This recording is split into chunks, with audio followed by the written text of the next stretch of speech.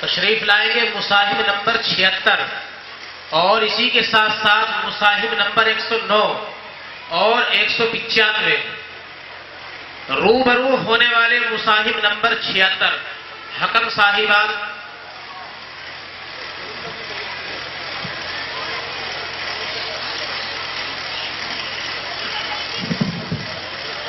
حامدا ومصلیا اما بعد معزز مہمانان کرام السلام علیکم ورحمۃ اللہ وبرکاتہ۔ آج کے اس عظیم الشان پروگرام میں سیرت النبی کے موضوع پر چند لمحے گفتگو کی جسارت کرنا چاہ رہا ہوں۔ حضرات گرامی،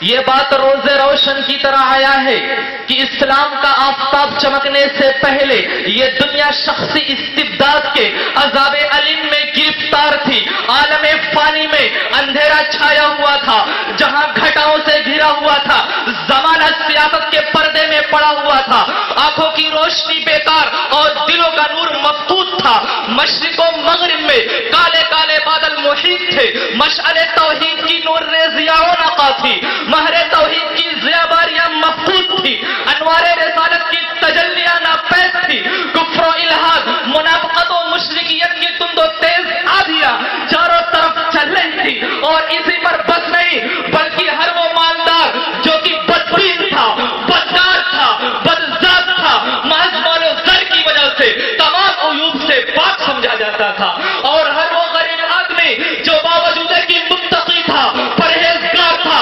تہجد گزار تھا، محض بے سر و سامانی کی وجہ سے حقیر نگاہوں سے دیکھا جاتا تھا۔ ایسے نازک دور میں انسانیت اور اس کی حیات و تشخص اسلامی تعلیمات کے مطابق اور منشاء خداوندی کے موافق اسی وقت باقی رہ سکتی تھی جب ان کے سامنے اسلامی تعلیمات اور اخلاقی اعلی اقدار و کردار کا عملی نمونہ اور زندگی کے ہر شعبے کے متعلق ایسا آئیڈیل لائف پیش کیا جائے جو مخلوق خدا کو اخلاقی مفاسد اور حیوانیت کی رقص کرتی دنیا سے نکال کر اسلامی تہذیب و تمدن اور تخلیق انسانی کے مقاصد پہ لا کھڑا کرے۔ چنانچہ ایسے نازک دور میں حق سبحانہ کی حمیت کو غیرت آئی، فاران کی چوٹیوں سے مردہ انسانیت کو مزدہ حیات سنانے کے لیے حضرت محمد مصطفیٰ صلی اللہ علیہ وسلم تشریف لائے۔ جو اٹھتے تو آسمان کو بلندی مل جاتی،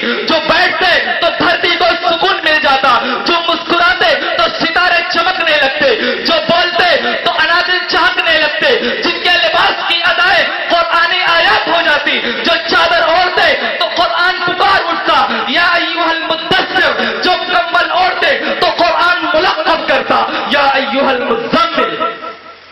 حضرات،